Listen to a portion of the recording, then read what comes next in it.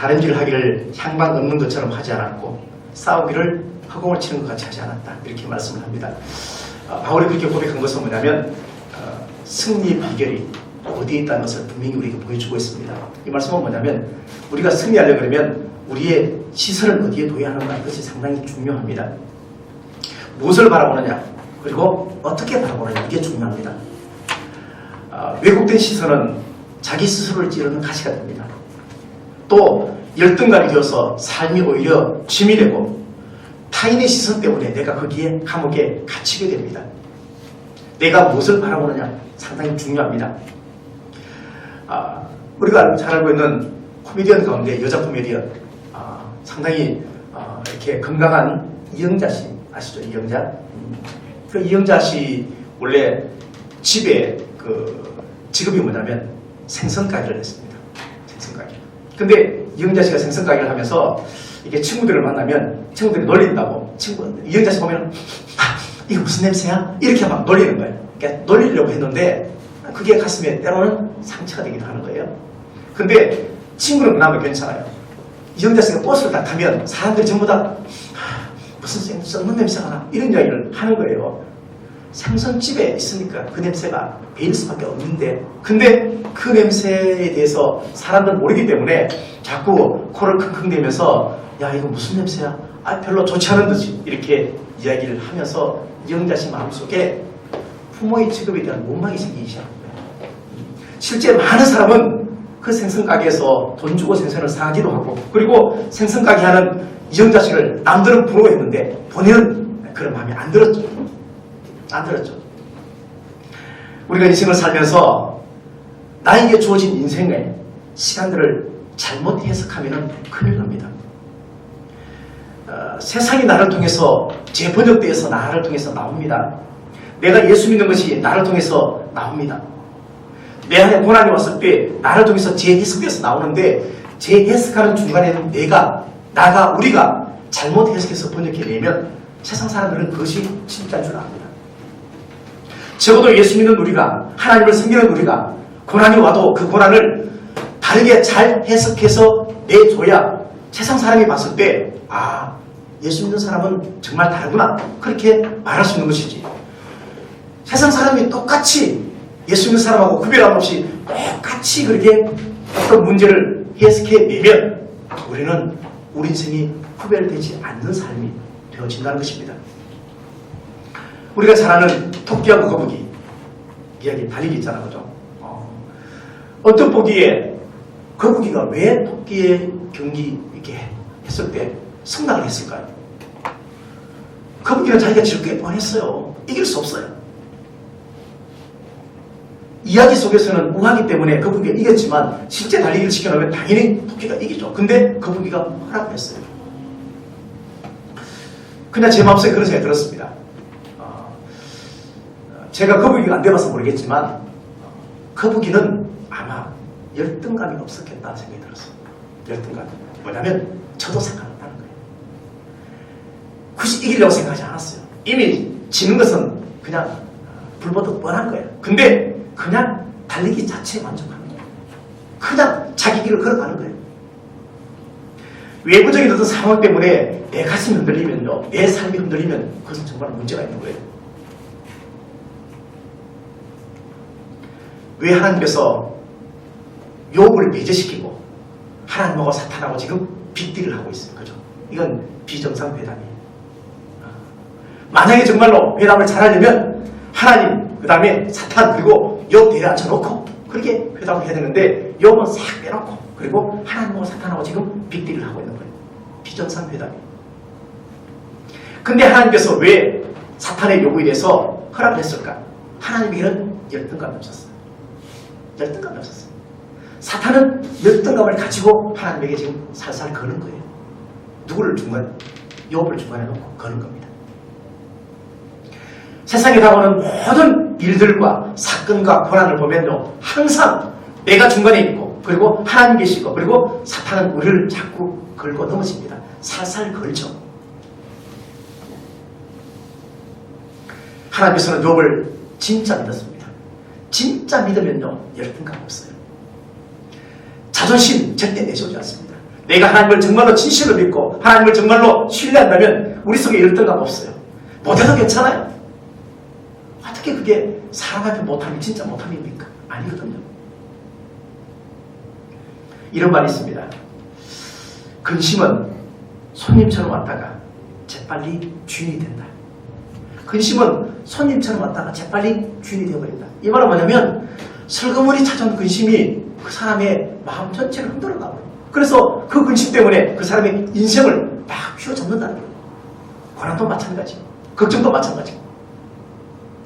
이타 전쟁 때 전쟁터에서 그 2차 전쟁 전체 전쟁 때 죽은 사람이 약 30만 명.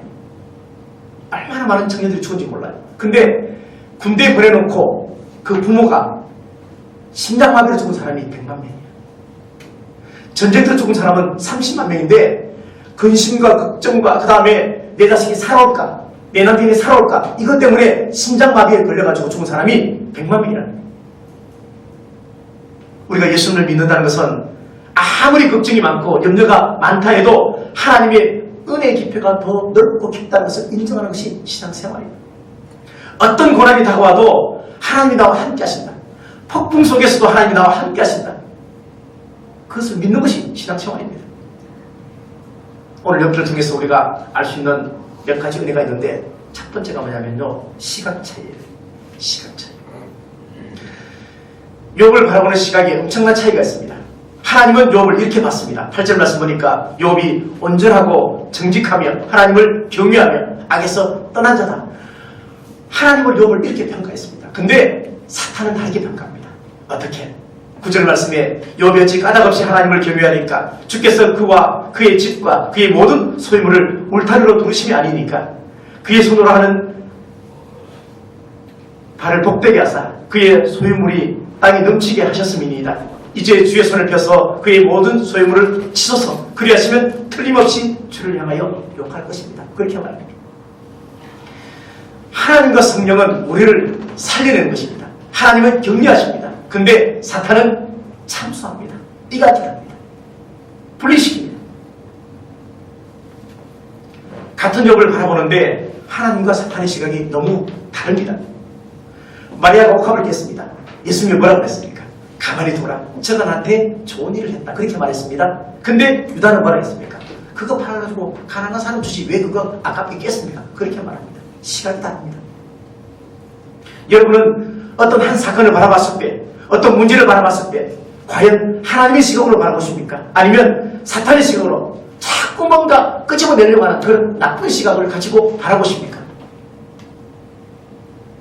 신앙생활은 항상 하나님을 주목하는 것입니다.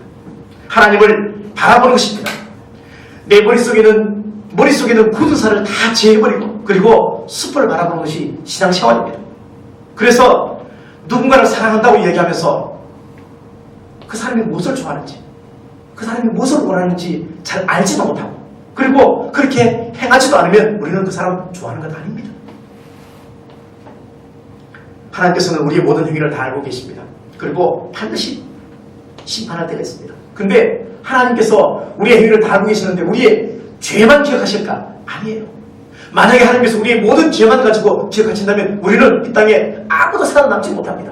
매일매일 기도가 하나님 잘못했습니다. 하나님 용서해 주세요. 하나님 잘못했습니다. 이 기도하다가 시간 나버릴 거예요.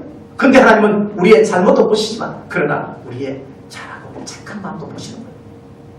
비록 우리의 시간들 속에 현재 삶 속에 악하고 추하고 더러운 것이 더 많고 선한 부분이 적다할지라도 하나님은 그것을 보신다는 거예요. 하나님은 경찰관같이 함정단속하시는 분이 아니에요. 숨어서 우리의 잘못을 살피는 하나님이 결코 아니라는 얘기예요.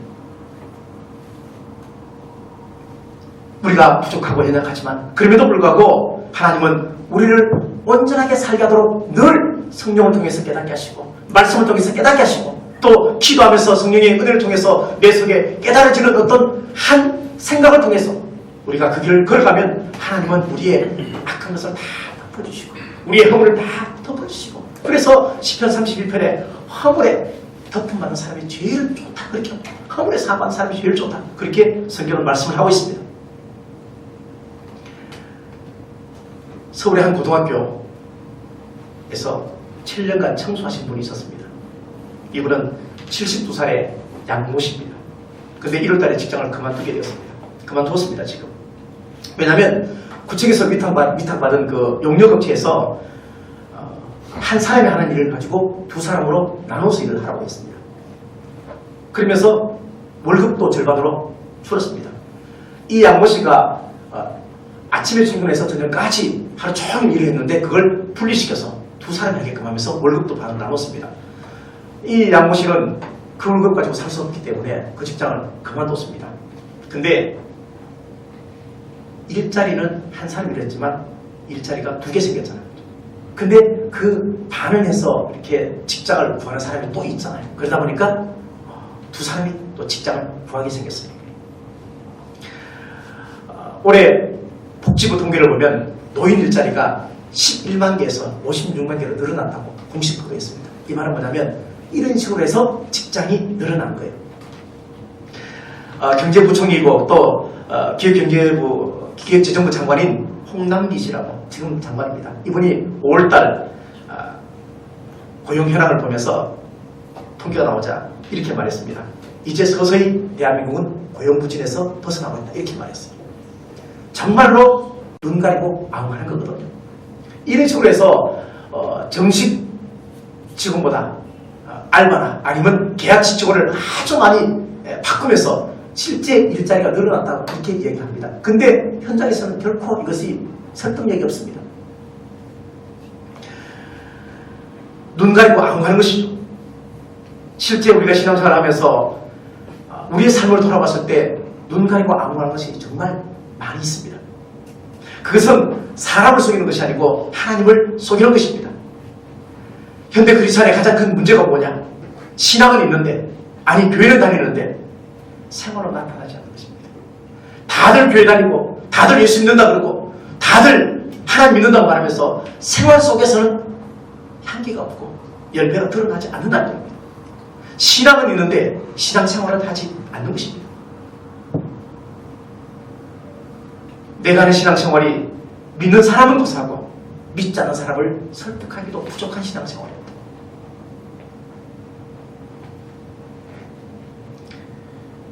우리의 삶이 누군가의 마음에 감동을 주고 또 설득하기에 충분하려면 어떻게 해야 될까?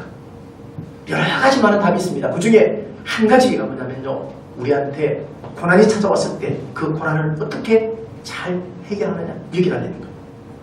고난 속에 있을 때, 내가 어려움 속에 있을 때 내 신앙을 어떻게 증명해내느냐, 여기에 따라서 우리가 믿지 않는 사람들에게 과연 우리가 구별된 삶을 사는지 우리가 증명할 수 있는 기회가 되어진다는 것입니다.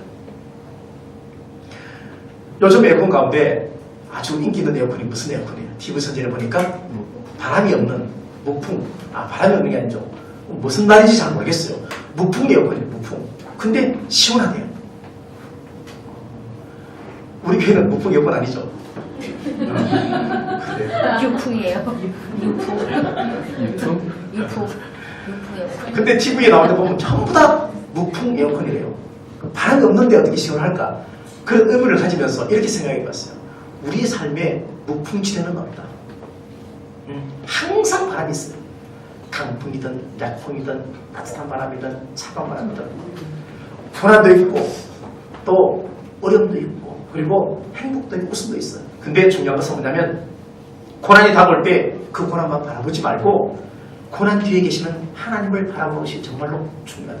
시각이 중요하고 시선이 중요해요. 때로 강풍이 몰려오기도 하고 때로 약풍이 몰려오기도 합니다. 근데 확실한 것은 어떤 바람이 불어와도 바람의 세기와 상관없이 하나님이 우리의 방패가 되시고 하나님이 우리의 보호자가 되시고 하나님이 나의 전부가 된다는 것을 내가 믿을 때 우리는 안전한 삶을 살 수 있다는 거예요. 그리스도인은 삶을 재해석하는 능력이 있습니다. 다시 말하면 나를 통해서 고난이 나를 통과하면 이 고난이 어떻게 해석되어서 나왔는지 이게 중요합니다. 누가 나를 건드렸을 때 내 속에서 어떻게 이걸 재해석해서 나오는지가 중요합니다. 나를 건드리고 나를 화나게 하고 나를 힘들게 해도 내 속에서 그것을 다 수용하고 내 속에서 나갈 때는 밖으로 나갈 때는 그렇지 않으면은 그리스도는 저렇게 사는구나 그렇게 생각할 수 있는 겁니다. 근데 들어오면 그대로 여과장치 없이 그대로 내보낸 사람이 있어요. 그죠? 네. 화나게 하면 안 하고, 고난 오면 울고, 넘어지면 넘어뜨려서 치고, 그렇게 사는 사람이었어요. 절대 구별된 삶이 아니에요. 정말로 힘들고 어려울 때 욥기를 한번 읽어보십시오. 욥기 1장만 읽어보십시오. 욥기 1장만. 2장부터는 뭐 안 봐도 괜찮아요. 1장만 읽어보시면요. 욥기 그렇게 좋은 환경, 그렇게 부자, 그렇게 동방에서 제일 부자면서 제일 의인인 그 욥이 하루아침에 다 자기 삶이 질서가 깨졌어요. 당연하게 여겼던 모든 것이 다 없어졌어요. 근데 욥은 하나님을 원망하지 않았어요. 물론 더 깊은 신앙 속에서 욥기 마지막까지 다 읽으면 하나님의 뜻을 알 수 있습니다. 그러나 1장을 읽어보면 결코 욥은 범죄하지 않았습니다. 입술로 하나님을 범죄하지 않았습니다. 여러분은 어디에 시선을 두고 누구를 바라보면서 신앙생활을 하십니까? 두 번째는요. 9절 말씀에 사탄이 이렇게 얘기를 했습니다. 욥이 어찌 까닭없이 하나님을 경외하니까, 까닭없이 하나님을 경외하니까. 사탄이 이렇게 하나님에게 말하죠. 하나님께서 욥을 보호해 주니까 욥이 믿음 있게 살고, 하나님께서 욥을 다 막아주니까 욥이 저렇게 사는 것이지. 만약에 하나님이 당신 손을 떼면 욥 저렇게 안 살 거예요. 하나님 원망할 거예요. 그렇게 말했어요. 여기서 중요한 말이 뭐냐면 까닭 없이 하는 거예요. 까닭 없이. 세상에 많은 사람은 까닭 있는 신앙생활을 합니다. 뭐 아프면 고쳐달라고, 실패했으면 성공해달라고, 시험이 있으면 합격해달라고, 뭔가 이유가 있이 신앙생활을 합니다. 근데 우리 신앙생활은 까닭 없고 신앙생활을 해야 됩니다. 무슨 말이냐면 기도응답이 없다 해도, 하나님이 나를 도와주지 않는다 해도 하나님 존재 자체에 대해서 우리가 신뢰하고 믿음을 가져야 된다는 얘기예요. 하나님이 해주는 어떤 부스러기, 하나님의 어떤 기도응답 중요하죠. 근데 이것만을 가지고 신앙생활하는 것이 아니라는 겁니다. 그런 걸 생각해 봤을 때 사탄이 하나님에게 까닭없이 신앙생활을 한다, 이 말은 상당히 의미가 있는 것 같아요. 우리도 신앙생활을 하면서 어떤 목적을 가지고, 아니면 이유를 가지고, 아니면 뭔가 기도 제목을 가지고 응답을 생각하면서 그렇게 신앙생활을 하지만, 그러나 정말로 아무런 까닭이 없어도 우리가 하나님을 정말로 신뢰하는 거예요. 하나님이 공식적으로 선포해가지고 앞으로 내가 너 기도 들어주지 않겠다. 마치 다윗이 하나님 어디 계십니까? 내가 어디에 가도 여기 가도 하나님이 없는데 하나님 어디 계십니까? 내가 업무에 내려가도 하나님이 안 계신데 하나님 어디 계십니까? 언제 응답하시겠습니까? 그렇게 막 그럼에도 불구하고 시편의 기자였던 이 다윗은 항상 전체 시편의 중간 후반부를 넘어가면요, 결국은 하나님을 찬양하고 하나님을 인정하는 기도를 하고 있습니다. 마찬가지입니다. 우리 신앙생활도 마찬가지입니다. 욥은 어느 날 자기에게 다가온 고난이 왜 왔는지 전혀 몰랐습니다. 욥은 까닭없이 다가온 고난 속에서도 여전히 하나님을 자기 마음속에서 밀어내지 않았습니다. 자기 삶에서 하나님을 밀어내지 않았습니다. 하나님을 믿을 만한 이유와 까닭을 하나님에게서 찾아내는 겁니다. 하나님께서 주시는 어떤 행위, 아니면 기적, 아니면 응답, 이게 없다 해도 우리가 하나님을 까닭없이 믿게 한다는 것입니다. 이유 없습니다. 우리가 예배를 드립니다. 왜 예배 드립니까? 뭔가 받기 위해서? 아니에요. 하나님은 하나님이기 때문에 우리가 예배를 드리는 겁니다. 무엇이 가장 귀한 가치를 하나님 앞에 올려드리는 게, 이게 마땅한 우리의 삶의 목적이 되어야 된다는 겁니다.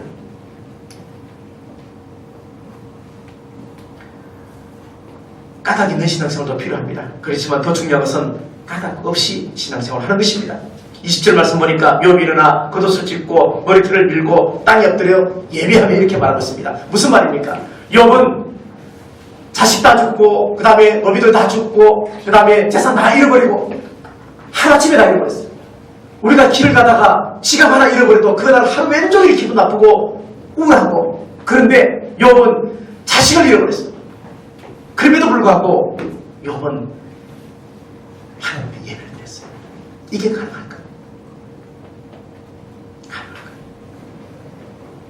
아들이 7명이고 딸이 3명입니다. 유대인들이 생각하는 가장 큰 축복을 받은 사람이 욥이었습니다. 7 그러면 완전 수잖아요. 3 그러면 하나님의 수잖아요. 그러니까 욥이 받았던 축복은 동방에서 정말로 가장 가장 축복받은 사람이에요. 아들이 7명이고 딸이 3명이에요. 합쳐서 10명이에요. 그 다음에 재산을 보면요. 뭐 예를 들어서 낙타가 3천마리다. 낙타 3천마리 한번 생각해보세요. 도대체 어디만큼 있어야 어느 공간에 있어야 낙타 3천마리를 둘 수 있을까요? 뭐 약대가 7천마리 아니 어디만큼 합치면 10,000마리예요. 10,000마리. 뭐 소가 500마리 뭐 생각 속에서 감히 상상할 수 없는 부자였는데 이 모두가 작은 집에 다 나갔어요. 근데 하나님한테 예배를 드렸어요. 예배를 드렸어요. 이유를 모른 채 다 모든 것을 다 빼앗겨도 욥은 예배부터 하나님 앞에 드렸습니다. 충분히 하나님을 욕먹을 수 있습니다. 하나님 이거 정말 너무하잖아요. 충분히 이유 있는 반항할 수 있습니다. 근데 욥은 하나님 앞에 한마디도 불평하지 않고 원망하지 않고 예배를 드렸습니다. 우리가 하나님을 예배하는데 무슨 까닭이 있습니까? 하나님은 하나님이시기 때문에 예배드리는 겁니다. 하나님 자체가 예배의 목적입니다. 그 어떤 것도 목적이 될 수는 없습니다. 욥이 하루아침에 알거지가 되고 난 다음에 그의 고백은 이렇게 말합니다. 내가 못해서 알몸으로 나와 싸웠죠. 즉 또한 알몸이 그리로 돌아갈지라. 주신 이도 여호와시요 거두신 이도 여호와시니 여호와의 이름이 찬송을 받으시니라. 이렇게 말하고 있습니다. 이런 고백을 어떻게 할 수가 있겠습니까? 다음에 하나님이 준다고 약속도 안 했습니다. 근데 이렇게 고백했습니다. 욥은 자신의 많은 재산이 자기가 의로워서 받은 것이 아닌 것을 알고 있었습니다. 내가 깨끗해서 그 많은 재산 받은 것 결코 아닌 것을 알고 있었습니다. 은혜로 받았다는 겁니다. 내가 가지고 있는 모든 것이 하나님의 은혜입니다. 그것이 많고 적고의 문제가 아닙니다. 크고 부족하고의 문제가 아닙니다. 우리가 살고 있는 모든 삶이 하나님의 은혜 가운데 있습니다. 은혜 아니면 정말로 안 된다는 찬양 고백이 진실입니다. 하나님의 은혜가 없이는 우리는 결코 우리는 이 땅에서 살아갈 수가 없습니다. 우리의 코의 호흡이 언제 끊어질지 아무도 모릅니다. 세 번째, 몸을 죽이는 영혼보다 존재보다 몸과 영혼을 함께 멸하는 자를 두려워해라. 그렇게 성경은 말합니다. 비정상회담 TV에 한번 나왔죠. 이거 어디에 나왔습니까? JTBC에서 비정상회담이라 해서 3명의 MC가 나와가지고 그 다음에 각 나라 대표들이 나와가지고 이렇게 한 주제를 가지고 이렇게 토론하는 예능 프로그램 중에 하나가 비정상회담입니다. 욥기의 시작은 하나님과 사탄의 비정상회담부터 시작을 합니다. 욥을 두고 당사자 배제하고 두 사람이 빅딜을 지금 하고 있습니다. 물론 하나님께서 사탄에게 최소한의 권한만 줬습니다. 다시 말하면 모든 주권은 하나님에게 있음을 먼저 낙선을 그었습니다. 12절 말씀 보니까 여호와께서 사탄에게 이르시되 내가 그의 소유물을 다 내 손에 맡기노라. 다만 그의 몸에는 내 손을 대지 말지니라. 결정적인 모든 것은 하나님 주권 속에 있는 거예요. 우리에게 두려움을 주고 우리에게 시험을 주고 우리를 유혹하지만 그러나 그 모든 우리의 삶의 주권은 사탄에게 있는 것이 아니고 하나님에게 있습니다. 그렇다면 우리는 사탄을 두려워할 필요가 전혀 없고 하나님 앞에 더 가까이 나가면 되는 거예요. 기억하시기 바랍니다. 하나님께서는 우리의 본질과 늘 우리가 충돌하기를 원하십니다. 이 말은 무슨 말이냐면 갈등은 현실이 없다는 얘기예요. 우리의 삶은 다 갈등이 있어요. 근데 갈등이 주는 의미가 뭐냐면요. 그 갈등 속에서 우리는 더 본질을 향해서 나아가도록 하나님께서 인도하시는 거라는 얘기예요. 만약에 우리 삶에 갈등이 없다면 없을 수 없겠지만요. 만약에 정말로 갈등이 없다면 갈등이 있음에도 불구하고 우리가 하나님을 정말로 잘 믿고 있다면 누군가가 여러분의 갈등을 중보기도 하고 있다는 얘기예요. 내가 정말 기도하지 않고 살고 있는데도 불구하고 하나님께서 은혜 주신 내가 별로 문제없이 그렇게 잘 살고 있어. 내가 하나님과 별로 친밀하지 않은데 그럼에도 불구하고 잘 살고 있어. 그러면요. 한 번 좀 기억해 보십시오. 누군가 널 위해서 기도합니다. 누군가 널 위해서 기도합니다. 오늘 욥은 우리들의 삶의 문제를 본질과 그리고 뿌리로 인도하고 있습니다. 이유 없이 아닌 이유를 모르고 당하는 많은 고난과 어려움 속에서도 우리는 한결같이 하나님의 선하심을 믿어야 한다는 진리에 도달해야 한다는 것입니다. 하나님은 언제나 선하십니다. 우리의 고난을, 우리의 연약함을, 우리의 아픔을 항상 선하신 그 하나님께서 우리를 진리로 인도하기 위한 도구로 우리에게 그런 것을 사용을 하신다는 것을 기억하면 된다는 것입니다. 절망적인 상황을 만났을 때, 인생의 답이 보이지 않을 때 순종하면 반드시 길이 보여지게 되어 있습니다. 고난을 철학이나 아니면 인간의 이성을 가지고 풀려고 절대 하지 마십시오. 어떤 어려움이 왔을 때 이거 내 잔머리 가지고 풀려고 절대 생각하지 마십시오. 하나님 앞에서 바른 일을 하면 진리 안에서 문제가 반드시 풀려지게 되어 있습니다. 중요한 것은 내가 하나님의 말씀을 얼마만큼 순종하면서 사는 이게 문제예요. 가만히 보십시오. 내가 인생의 문제가 보였을 때 반드시 하나님 앞에 불순종한 게 있어요. 말씀을 하나 찾아보겠습니다. 고린도전서 10장 13절 신약성경 고린도전서 10장 13절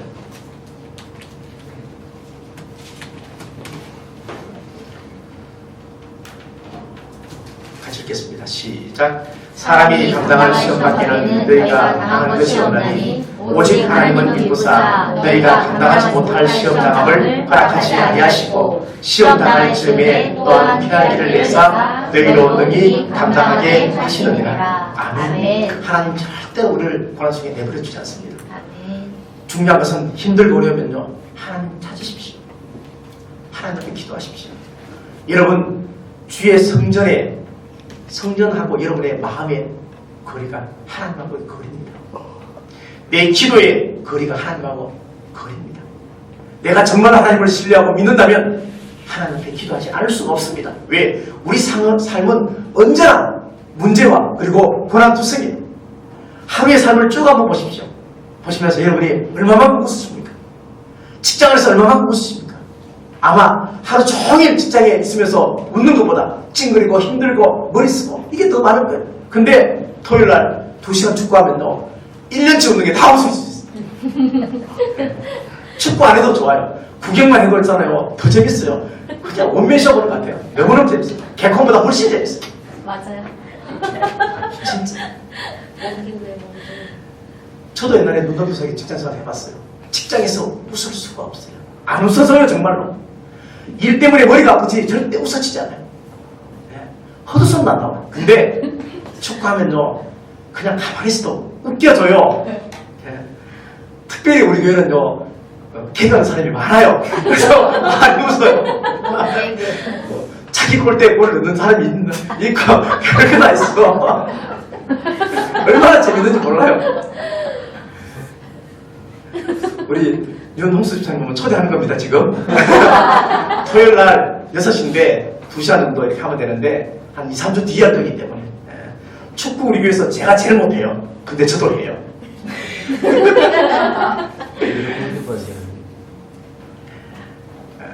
사람이 커 보이려면요, 사람이 커 보이려면 키가 크든 누가 크든 커 보이려면요, 우선 키는 만약에 커 보이려면요 키 높이 두시면 돼요. 그렇죠? 요즘은 여자분도 뭐 킬 힙이 있잖아요. 그렇죠? 10cm, 11cm. 남자들도 뭐 밑에 밑장 깔고 해서 이렇게 키 크게 할 수 있습니다. 보이게 할 수 있습니다. 근데 정말로 사람이 커 보이려면요 자기가 믿고 있는 신앙에 당당함과 자신감이 있습니다. 내 신앙이 정말로 당당하면 돼요. 내 생활이 정말로 건강하면요 당당해질 수 있어요. 근데 그 당당함과 자신감은요 말씀의 순종에 달려있어요. 내가 말씀 순종하면요 당당해질 수 있어요. 결심하고 결단 아무리 해도 소리가 없어요. 결과가 나타나면 아무 소리가 없어요. 어린애가 아버지하고 마트에 갔어요. 마트에 갔는데 이렇게 바구니 들고 이렇게 아들이 저쪽으로 따라가요. 따라가는데 아버지가 여기 가서 물건 하나 사고 저기 물건 하나 사요 하면서 그 아들이 가지고 있는 장바구니에다 물건을 집어넣어요. 또 집어넣어요. 처음에는 아들이 그냥 따라갑니다. 무겁지만 좀 이렇게 따라갑니다. 근데 점점 이렇게 아버지가 물건이 많아지면 그게 무거워지잖아요. 무거워져. 근데 옆에 지나가던 아줌마가 탁 보면서 저 아버지 진짜 친아버지 맞아? 아니 지가 들면 되지 왜 저걸 애들한테 무겁게 들라고 해? 그렇게 생각을 하는 거예요. 그래서 이 지나가는 아주머니가 그 아들한테 묻는 거야. 야, 너 무겁지 않냐? 너 속상하지 않냐? 아버지한테 들라고 해. 그렇게 말하니까 이 아들이 이렇게 괜찮아요. 우리 아버지는 내가 얼마만큼 들 수 있는지 다 알아요. 그리고 내가 못 들 정도 되면요 아버지가 들어주세요. 우리한테 감당할 시간밖에는 절대 허락하지 않는 하나님 다 아시고 이요. 너무 힘들어하지 마십시오. 힘들면 주님 앞에 나오십시오. 아멘. 때로는 하나님께서 우리에게 허락도 없이, 아니 때로는 마음대로 자기들끼리 비정상회담해서 나한테 고난이 와요. 근데 그걸 너무 짐이라 생각하지 마십시오. 땅에서 짐이지만 하나님 앞에 기도하면 그건 내 짐이 아니고 하나님 짐이 되는 거예요. 아멘. 이 땅에서 짐을 질 때 내 짐이라 생각하고 아파하지 마십시오. 기도하면서 하나님 앞에 내맡기면 그게 나중에 하나님의 영광이 되는 거예요. 우리한테 상처가 있고 흔적이 있고 아픔이 있고 다 있어요. 우리 가운데 상처받은 사람 누가 있어요? 준 건 다 잊어버렸지만 받은 상처는 다 기억하는 거예요. 근데 그 상처를 가지고 아파하지 말고 하나님 앞에 기도하고 또 기도하면요, 그 상처가 나중에 내 삶의 함정이 되어져요. 내가 이겼을 때 가능한 거예요. 내가 졌으면 여전히 상처로 남아있어요. 근데 이기면 나중에 하나님을 잘하는 증거가 되는 거예요.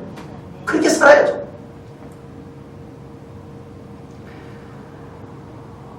신앙은 하나님의 본질을 나의 민낯으로 보는 거예요. 하나님의 존재 본질 앞에 내 민낯을 드러내는 거예요. 끊임없이 내 약점과 단점을 하나님 앞에 공개하는 거예요. 그래서 하나님 앞에 나 어떻게 살아요? 하나님 도와주세요. 그게 신앙생활이죠. 아무것도 할 수 없으면서 내 삶은 다 허물어졌으면서도 그래도 주여 믿습니다. 그리고 손만 들고 기도한다고 문제 해결될 거 아니에요. 신앙은 정답이 없는 인생을 살아갈 용기입니다. 정답 없잖아요. 우리 인생에 정답 뭐 있어요? 어떻게 우리가 문제 해결하고 살 수 있겠습니까? 내가 해결할 수 있는 거 별로 없습니다. 내가 할 수 있는 거 별로 없습니다. 정답 없어요. 근데 그럼에도 불구하고 살아갈 수 있는 용기를 가지고 사는 겁니다. 누구한테? 예수 그리스도한테 우리가 다 맡기고 사는 거예요. 내가 해결할 수 없는 거예요. 알 수 없지만 그분의 선하심을 믿고 나아가는 것입니다. 욥기 전체의 주제가 뭘까? 오늘 읽었던 말씀 가운데 암송 말씀 다 같이 읽으면서 설교를 마치겠습니다. 1장 9절 말씀, 1절 9절 말씀 우리 다 같이 함께 읽으면서, 이 말씀이 욥기 전체에 마치 주제처럼 저한테 들려졌습니다. 그래서 같이 읽는 겁니다. 같이 읽겠습니다. 시작. 사탄이 여호와께 대답하여 이르되 욥이 어찌 까닭없이 하나님을 경외하니까. 아멘. 우리 모두가 까닭이 없어도 하나님을 잘 경외하십시오. 그러면 하나님께서 여러분 인생을 반드시 책임져 줄 겁니다. 사람에게 이유 찾지 마십시오. 문제는 나한테 있습니다. 다른 사람에게 시선 보지 마십시오. 하나님 바라보십시오. 여러분의 영적 시선이 주를 향했을 때 그분이 여러분 인생을 다 책임지게 될 것입니다. 기도하겠습니다. 하나님 아버지, 세상은 두 종류의 사람이 살고 있습니다. 우리도 두 종류의 삶을 살고 있습니다. 교만한 사람은 사람이 하나님 되려고 하고, 겸손한 사람은 더욱더 사람이 되려고 합니다. 하나님 아버지, 만왕의 왕으로 오신 그 예수님께서는 하나님이 사람이 되셨습니다. 그래서 기독교는 신이 사람이 된 이야기입니다.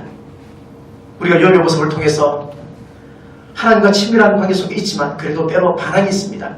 때로 하나님의 말씀에 대해서 저항감이 있습니다. 그럼에도 불구하고 우리가 하나님을 온전하게 신뢰할 때 믿음에 보상이 없다 해도 우리의 믿음을 후퇴하지 않도록, 또 철회하지 않도록 날마다 믿음의 주님을 바라볼 수 있는 여간을 열어주셔서 우리의 시선이 날마다 문제나 고난 속에 시선을 두는 것이 아니고 하나님에게, 그리고 본질이신 주님에게, 그리고 모든 것을 해결해 줄 수 있는 그분에게 시선을 두어서 우리의 삶이 더욱더 건강한 믿음 생활 되게 인도하여 주시옵소서. 우리 모든 성도들 마음속에 평강이 늘 임하기를 소원하옵고 살아계신 예수님의 귀하신 이름으로 감사하며 기도하옵나이다. 아멘.